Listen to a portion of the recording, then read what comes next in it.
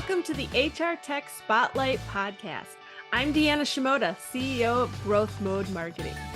The HR technology market is crowded, and we know it can be hard to find the best software solutions for your business in the sea of sameness. On this podcast, we shine a spotlight on some of the best up-and-coming technology options out there. Check it out if you are interested in learning about new innovative solutions available in the market. And if you are with an HR tech company and interested in being considered for a guest spot, stay tuned for details at the end of the show. Hi, everyone. I'm excited to dig into RallyBright on this episode. The RallyBright platform is a behavioral science-backed software that helps businesses identify and target the hidden factors that supercharge team success. Through the platform, companies can measure and diagnose points of weakness in a team, enabling team members as well as team leads to understand required actions in different situations and pinpoint the areas where they can make high-impact improvements. Joining me to talk about the platform is Mike Sweeney, Chief Strategy Officer of RallyBright. Mike, welcome to the show. Hi, Deanna. Thanks so much for having me.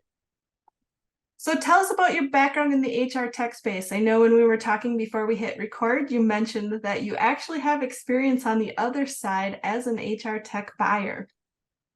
Yeah, it's been a long road to L&D. It started really as a practitioner in the operations world, where I was using tools to try to build teams, improve leadership development, and drive business results. And it migrated over time once I found that I really liked working with teams and with executives. And my parents are both teachers, so I found my happy home in L&D. And for the last 6.5 years up till this past May, I was the VP of learning at Bain & Company, really building out their HR tech on the learning side and making sure that it integrated. So I often found myself in the buyer's seat where I was evaluating technology, up-and-comers, and trying to figure out how to fit it all together. So I'm very sensitive to the volume of tools out there. And I think for your listeners on the HR and finance side making tool decisions, I've had my share of vendor conversations and reverse demos. So it's fun to be on the other side now, but I do have some empathy for the difficulty in making the choices.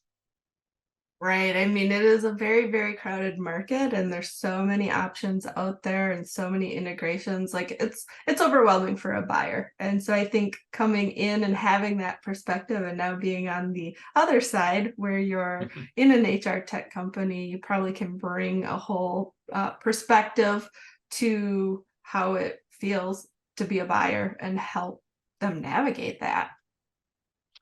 There is an almost over proliferation of tools. I remember when we were doing some LMS research while I was at Bain & Company, we started with a list of 504 that were possible, and narrowing down was very, very, very tricky. I think on the platform side or the software side, the most important thing is just to understand the client's context and what the situation is and what they're really looking for, rather than trying to push features and functions. Spend some time understanding and diagnosing, and then seeing if there's a right fit. So hopefully that gives me a lot of curiosity to what they're trying to solve for, and it helps understand when it's a fit and when it's not a fit to save time for the buyer. Let's talk a bit more about what RallyBright does. Can you dig in more beyond how I explained it? Sure.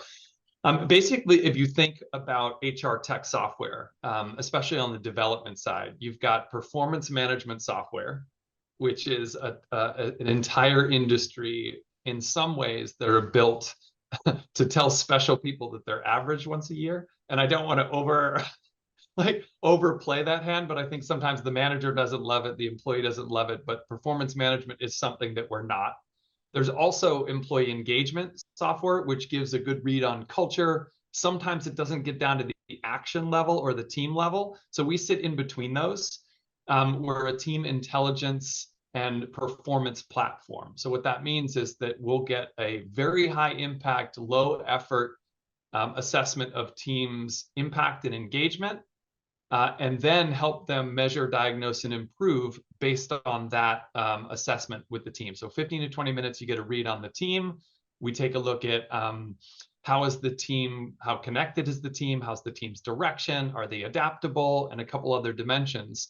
And then we give them a playbook for how to improve on those specific dimensions. So if the psychological safety, for example, is low, we have a playbook to help improve that.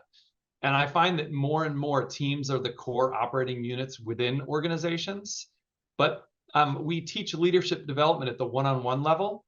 So I learn how to provide feedback to an individual, but I don't learn how to make group decisions. When should it be consensus? I don't learn how to build psychologically safety within the team. And that's advanced level leadership. So our platform tries to demystify that and give them a playbook. So the team can quickly identify where they are, pick a couple actions to improve on, and then a few months down the road, reassess. We talk a lot in learning and development about personalized learning. Well, this is almost personalized learning at the team level. So one team in your organization might need to improve their direction, mission, vision, values.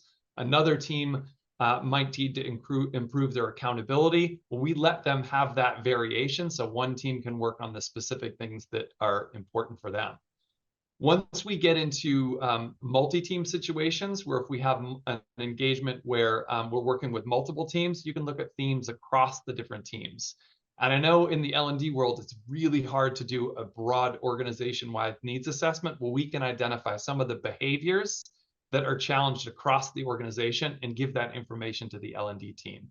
So we provide a set of resources and an engagement and impact assessment to help leaders identify precisely where they need to improve and then provide them the scaffolding and support to help them improve.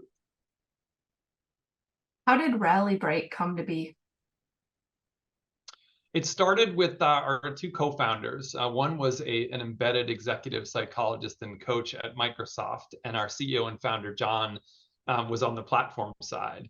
And there was some work to identify the behaviors that created high-performing, resilient teams. And so they continued to build team tools, and then they pulled out that science-based assessment and put it into our resilient team assessment. We've had some changes to it over time, and those changes have really added in the dimension of adaptability, where how do you approach failure, what's the test and learn, and we had a 2.0 assessment that we had a couple PhD level psychologists revalidate. My experience with RallyBright is relatively new. I joined because I was a former customer and really loved the software and felt after looking at the market that it's addressing a gap that I hadn't seen before in something specific for teams. And I was an excited team leader who was using the platform and loved it and called the CEO and said, God, I love what you're doing. I'd be really excited to join. And the fact that we bring the science, software, and the skills to help build high-performing teams, I just haven't seen that around. And I was looking for it actively because there were a lot of teams at Bain & Company. And I found that the story of providing tools to help not only leaders, but HR teams. We offer some certifications so HR teams can run their own. We almost stand as team development augmentation. There's a lot of HR teams that are focused on employee relations. Right now, they're probably focused on benefits changes and open enrollment, some experience in L&D, but not necessarily how to support an executive team in heavy conflict, how to support a new leader with an existing team, how to handle when there's conflict within a team. And we provide some support for those HR L&D teams that are very, very busy, so they can call the experts and bring in some specific pointed interventions to help teams develop. You've kind of touched on this, that you found RallyBright was different from the other solutions out there. It's obviously a very competitive market, and there's a lot of different solutions out there to solve some of the problems that you're talking about. Can you tell us a bit more about what you believe RallyBright's unique point of view in the market is when someone is evaluating it against other options that maybe do something in the same vein as what you guys are doing? Right. I'm going to think a little bit here because it's hard when you move from raving fan to chief strategy officer. You have a lot of fun feelings about the platform. So I think first is low effort. So 15 minutes and you get a pulse of the team. Second is we provide the scaffolding after. So a lot of times, and we all know in the L&D world or HR world, when you do something with a team, they lose 60, 70% of it within 3 days. So we provide resources to help that team grow. So I think that longitudinal approach to team development, assess, provide support, pick a couple actions, reassess, makes it different than other team interventions or team training. I think third is we're evidence-based. So we know based on the science of team performance that there are a few interventions, for example, clarifying roles and responsibility, making sure there's shared purpose. There's some science around how to do that, and that's what's built into our resources and our tools. And I think the fact that there's the data is one thing that a lot of our customers are excited by. I just recently spoke at a Women in Tech conference because I found that a lot of times in the markets we serve, computer software, IT, HR tech, fintech, finance, engineering, agile, there tends to be a real excitement for data and dashboards, but not as much willingness to have a conversation about communication and team dynamics and team norms.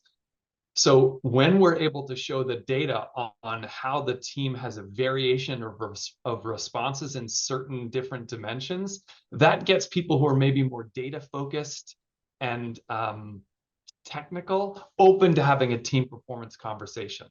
So I've found that once you get leaders excited about the data of their team and how you can track that performance over time, they start to say, wow, I wonder what's going on and why people are having such a different experience. It seems like there's a different point of view, and then they open that up.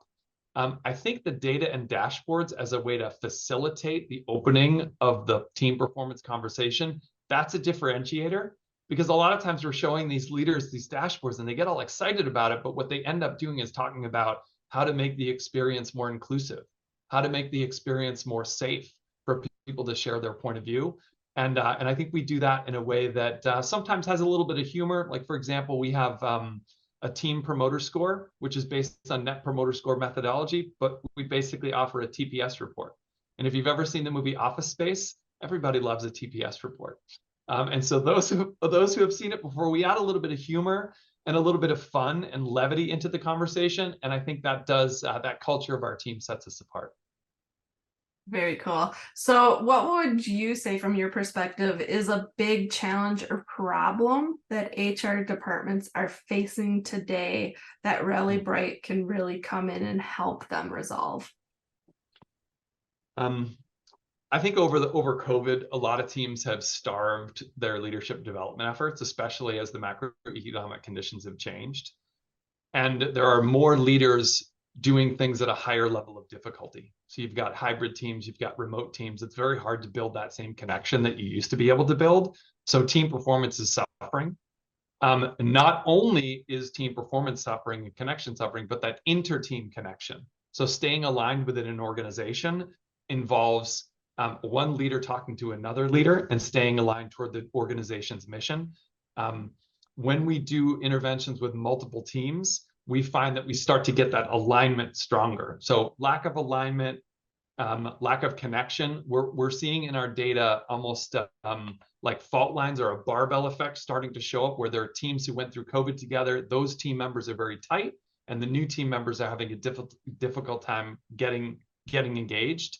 And then we also see more diversity on teams, which is making people, we really need to lean into that sense of belonging and finding a way to bring the best out of everyone who's on our team if they have different points of view and diversity of thought. We tend to find specific team moments of truth where we play well. So new leader joining an existing team and taking over for someone. Post-RIF, rebuilding the organizational culture, attrition on a team, new team members, a team that's newly formed that is designed to build a strategic initiative. And I know one of the things in Josh Burson's recent report was leadership and management development is at the top. We focus specifically on leadership and management development at the team level. And that's a piece that a lot of leadership development companies are missing. How do you do it at the next level when you're dealing with high pressure, high stakes, some people burning out, remote, never in the office together, we play very well in those sort of situations for teams. I can see where RallyBright would fit in really well, with teams, especially larger organizations where there's this constant changing dynamic on teams, right? And we've all been in situations where you have either a really great team culture and one event can change that, or, vice versa, it wasn't good and one new person comes in and the whole dynamic changes. And so I think that is a reality for many organizations. Like, your great culture today might not be your great culture tomorrow. And you've got to stay on top of that because it's ever evolving with each person that steps in and out, and all of the events and factors that impact, a person's mindset on the team and how it kind of rolls across everybody, right? Like, it's amazing how dynamic teams become and how much it fluctuates from, day to day and month to month. Absolutely. You change the context, you change the team. You change the leader, you change the team. You change a team member, you change the team. And if you think about, there's an individual and how that person shows up and how self-aware they are, right? That individual's EQ. So we do have some psychometric assessments built into the platform, our own version of DISC. However you feel about that particular instrument, conflict styles, people can upload their strengths finder, they can upload predictive index. So there's some awareness of how I show up within the team. And then we offer a profile comparison, because if you think the strongest atomic unit of a team is a duo, so how are the individual relationships? So if Mike and Deanna are going to have a one-on-one, or are there some things that I should change and adjust to make that relationship stronger? So building intimacy at the individual level. And then you think about the team cohesion. We kind of work at multiple levels and offer the individual assessment, the duo comparisons, and then you have the teams. And I think you're right that because things are changing, we think there's a lot of people working in the team, but not a lot of people working on the team. And so if you look at the assessment data over time, you can start to see changes based on membership changes. I showed an interesting example at the Women in Tech conference, where it was basically my topic was that women leaders build better teams. And I have a lot of data that shows that some of our best customers and some of our best leaders, at least by measured by our platform, coupled with data from Gallup and all sorts of places that I won't go into now, we were able to look and see what happened when this particular leader joined the team. When a woman took over the team, we saw what happened in the engagement scores. I've now since revised that to maybe more feminine energy, knowing that there are broad gender brushstrokes at play. But the key is, back to your point, that there are a lot of changes. And so looking at it longitudinally is important. I know in the Agile world, they talk about happiness as a leading indicator to productivity. If you think about your typical KPI metrics, we offer the team's behaviors around performance, the behaviors around adaptability, the behaviors around connection. And if there's a certain area that needs to be adjusted because a new person joined the team, we'll give you that visibility. So you have almost the team health dashboard.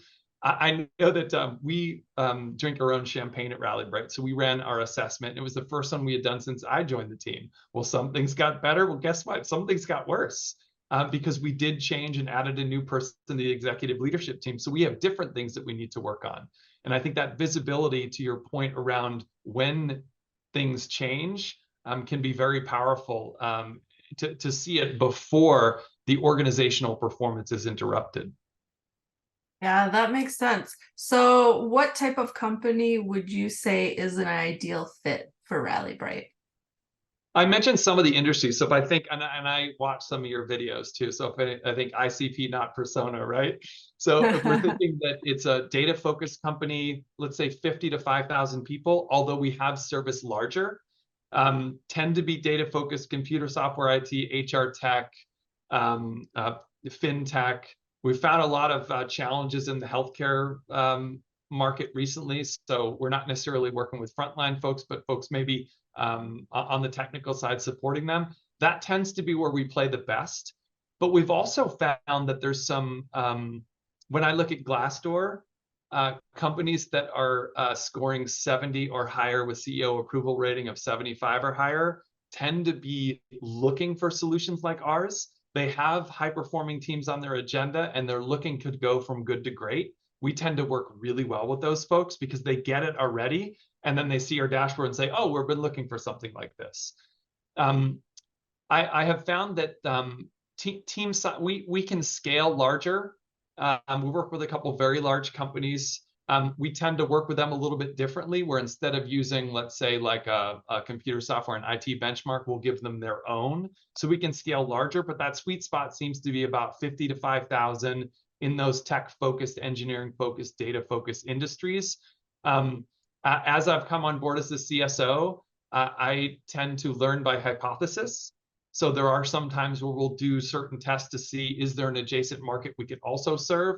But those tech-focused, data-focused teams that have intact teams of 5 to 12 people that tend to have some interdependence in their work, like not necessarily a sales team because they kind of operate on their own, but teams that rely on each other a little bit more, that tends to be our sweet spot. But I'll be honest, that's some of the work that I've done since I've started. And the computer software and IT market has been hit pretty hard with layoffs. We've all read the news. And so we've adjusted a little bit to pick up some more adjacencies, and we're continuing to find folks that are looking to improve team performance, that have a data lens. And I don't think we've uncovered all the adjacencies, but that tends to be the market where we can be most successful. So you've been on the client side, so you could probably give some good perspective on this next question, but what impact have you seen organizations that work with RallyBright experience? And maybe what did you personally see being on the client side working with them? Yeah, when I was looking for RallyBright, I was looking for something that could help me determine if we were living our organizational and team values. That was my specific search. So are we a high performing team? We believe in these things. Let's have a mechanism to check that over time. And I helped hire a successor, and the team is, I just talked to one of the team members today. The team is performing well, meeting their organizational goals, and their impact engagement scores have gone up as that new person came on board. So the idea of having a team that can be sustainably great over time and continue to perform well. We have come in at times, like I'll think of one client story, for example, woman who had used us before came into a high pressure situation, post reduction in force, very tough culture, stakeholders were angry, and she said, look, I got to get a quick read on what's going on within the team. Ran an assessment on her team, gathered baseline data, and then sat down with the team and said, hey, this is where we're scoring. What do we want to work on first? They picked 2 specific actions. They worked on them. They saw their throughput increase. They were an agile team. They saw their defects go down, and they were using some net promoter score feedback with their stakeholders, and they saw that go up significantly. And they did that in a relatively short amount of time, and now they're one of our highest performing teams. So she really was able to turn that culture. We've seen small capacity constrained HR teams. For example, an HR team of 4 people who had to service 60 teams very quickly got scale. So they could have gone and run team interventions with each team, but that would have taken a lot of time. We gave them the mechanism, the tool, and they were able to service all those teams and see organizational performance improvements without necessarily them having to go out, do qualitative interviews, come up with an assessment, run a team workshop. We kind of gave them the platform to do that, and that gave them scale. So they're able to do more with less, and I haven't run into any HR executive these days where they have a lot of free time. That is very, very true. So what is the future vision for RallyBright? We're moving to a place where I see us doing more team intelligence work. So right now we have some data that's coming in from team assessments, but we're starting to play around with using AI to summarize the qualitative insights. So we have a few qualitative questions, but we're able to get pretty good, accurate read very fast using ChatGPT and other type solutions. I think down the road, there are some things that I see with Microsoft Analytics, where you can see talk time in meetings, response time between people to make sure that people are getting equal treatment on teams. So what are the APIs where we can pull in more intelligence so you can look at how the team's performing over time beyond the assessment? And then if you think within a company, there are 3 typical personas that we're talking to. Of course, there's the HR L&D executive to help them get scale and improve team performance. There's also the CEO who wants to get a high level view of how the teams are performing and when they place new leaders, whether that was a good move or not a good move. But that individual team leader, one of the things that we've heard is that there's so much data that they want us to thin some of it out. And so we have a whole new UI that we're working on currently in testing that is much more mobile friendly and much faster at getting to action for the teams. I think we're already quick to action, but we give the team leader a lot of information, and most team leaders are extremely busy. So we're going to thin that out. So I'd say new UX that's coming over time, more intelligent data, and those are some of the pieces that we're working on. There is one other piece too, is that now that we've worked with over 500 teams, we have a lot of data and can start to predict where teams are going to struggle. So for example, when we talk to teams and we say, look, 90% of the teams that we're working with are low on this dimension, this might be something you should take a look at, even if we don't assess them, just in sharing those insights on calls. We are finding certain dimensions are getting stretched in this hybrid world, and we can start to share some research and insights on that. So I think more insights coming out from us and some of those other pieces that I mentioned on the roadmap. So a long answer to a short question. What final thoughts do you want to leave our audience with? I think if you're a team leader or HR executive that is seeing some team dynamics that could be better and you don't know where to turn, we can bring the science, software, and skills to help move forward. And I think that we can be an extension of the HR and L&D team that lets you become an expert at team development without necessarily having to bring on a staff of organizational psychologists. If you think that your performance management systems aren't quite doing what they need to do, if your engagement surveys aren't getting quite down to action, give us a call. Let us show you what we have. And I think that given how important teams are to organizational performance, it's time to start focusing on the team as the core operating unit. Where can our listeners go to learn more about RallyBright? Easiest place is RallyBright.com. You can find us on LinkedIn also by the same name, but that's probably the best place to start. Excellent. Mike, thanks so much for being a guest on the HR Tech Spotlight. And for those listening in on this episode, be sure to check out RallyBright. We'll include the links in the show notes. Have a great day, everyone.